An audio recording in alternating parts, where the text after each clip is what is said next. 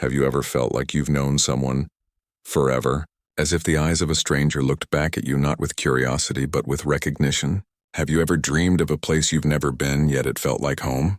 What if none of this was a coincidence? What if your soul had already walked through other lives, loved other bodies, cried through other deaths? What if what you call you is just the newest echo of an ancient consciousness? Death may not be the end. It might only be the pause between one breath of the universe and the next. What happens when the heart stops and the soul awakens? Come, let's cross the threshold together. Welcome to the serene darkness where life and death meet. Welcome to the soul's journey, to the truth that the flesh forgets but the spirit never erases. In the instant the body grows still, the world seems to hold its breath. The air thickens, time slows down, and an ancient silence fills the room.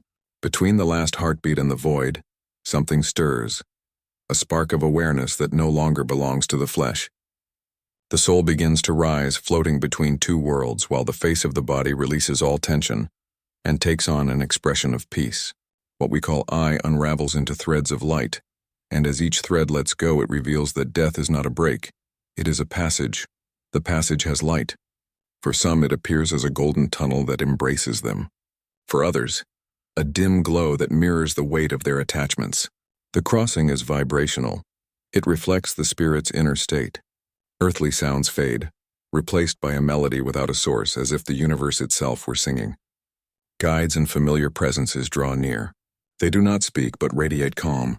In that space, forgotten memories shimmer, ancient faces, unkept promises, lessons left undone. For a moment, everything makes sense. The end reveals itself not as a wall, but as a curve, and then the veil. Before the next descent, the soul accepts sacred forgetfulness not as punishment, but as protection. To remember every pain and every death would crush the human mind. That's why we carry not memories, but essence. Our tendencies, affinities, fears, and intuitions are invisible scars from other lives. In dreams, the soul sometimes slips through. Déjà vu, nostalgic feelings without a source. Places never visited that smell like childhood. There are rare windows that remain slightly open. Children who recall names, languages, addresses. Fragments that pierce the silence and remind us that the spirit neither begins nor ends in the cradle. Yet nothing happens by chance. The invisible web of existence is woven by subtle laws, karma and dharma. Karma does not punish, it balances. What we wound, we return to heal. What we love, we return to expand. Dharma is the inner compass, the purpose aligned with the essence. Within the great stage of samsara, the wheel of births and deaths, the soul is refined. Pain becomes wisdom. Attachment becomes understanding. Ignorance becomes light. Reunions are not luck, they are continuity. The same souls return, sometimes as lovers, sometimes as difficult mirrors, always as teachers. Before rebirth, there is choice. Before guides, the soul reviews what it has been, reflects on what it needs to become, and chooses freely yet responsibly. There is no lottery of fate, only vibrational resonance. The new family, the body, the place, and the challenges all align with the lessons the soul intends to learn. The body is a garment for consciousness. Its talents and limitations are not rewards or punishments, but tools for growth. Once the decision is made, the vibration descends like a diver entering cold water. Light fades, density increases, and the spark anchors itself into matter at the moment of conception. The baby's first cry is both announcement and farewell, saying goodbye to what it remembers and embracing what it must forget. Between one life and another, spiritual realms shelter us, subtle cities, schools, temples, zones of healing and misty regions where spirits bound by fear wander unaware of death. It is not punishment, it is reflection. Each soul rests where its vibration leads. Those who radiate love rise. Those who cling to hatred remain in shadow until they choose the light. Guides who have transcended the cycle teach and comfort. The universe is patient. Eternity abandons no one. Even the longest night eventually yields to dawn. The ancients knew this. In the East, the Upanishads and the Bhagavad Gita compared the body to garments that are changed. Buddha taught liberation from the cycle. In Greece, Pythagoras spoke of memories from past lives, and Plato described souls choosing new paths based on former deeds. The Celts celebrated the passage. Egyptians told of gates and trials beyond death. In all of them, the same lineage of wisdom echoes. Nothing dies, everything returns. The institutional West denied it, but traces remained. Origin, the apocryphal text, the Kabbalah with its Gilgul, the return of the soul as correction. Centuries later, Allan Kardec reignited the bridge between reason and spirit, and the remembrance began to whisper again through the corridors of modernity. There are stories that challenge skepticism. A young girl in India who at 4 years old described in detail the life, home, and death of another woman, recognized by a family hundreds of miles away. Twin girls in England born with birthmarks identical to the scars of their deceased sisters, recognizing toys and places they had never seen. A researcher, Ian Stevenson, devoted decades to over 2,000 cases of children's memories and related physical marks. Not absolute proofs, but cracks wide enough in the wall of materialism for light to pass through. Science brushes the veil with different words. There is a burst of neural activity at the moment of death. Some say it's the brain collapsing, others a gateway opening. Quantum hypotheses suggest that consciousness is non-local information, woven into the structure of the universe itself. What ends is the transmitter, not the signal. Information never disappears, it transforms. If we are conscious energy, then dying is simply changing frequency. The body is the radio, the soul the broadcast.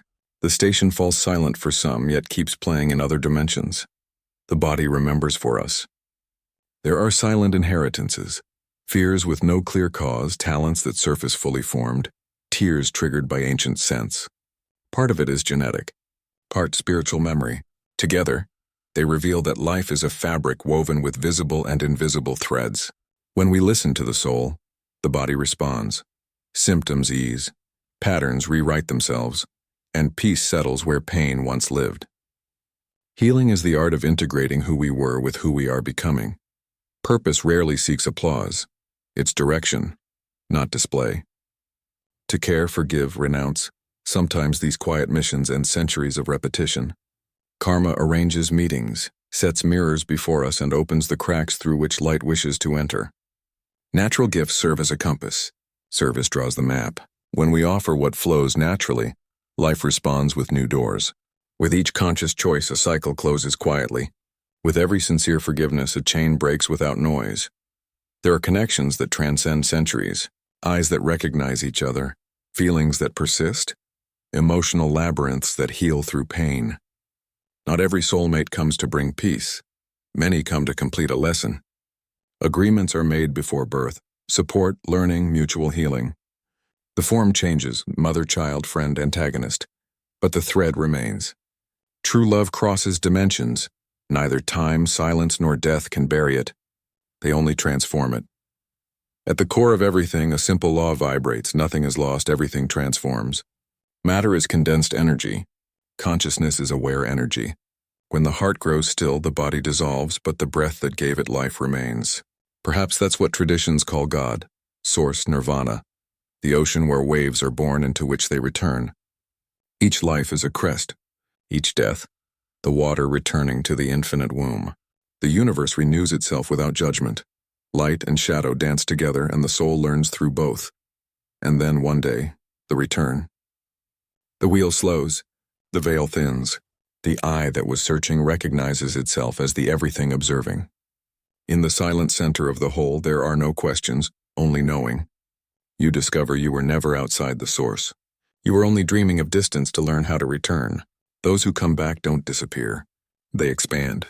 They become guides, breezes, flashes of light, presence.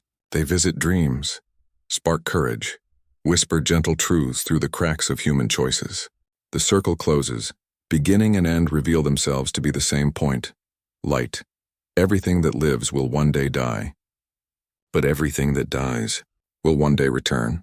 Every tear, every love, every loss is a thread in the infinite tapestry of the spirit. You're not living your first life. And if something inside you resonated during this journey, it's your soul remembering. Where do you feel you've been before? Write "I remember" in the comments if any part of this story awakened an ancient light within you. If the mystery still calls to you, subscribe. Some secrets can only be remembered slowly in the right company. This video ends, but your story is only beginning. Nothing dies. Everything returns.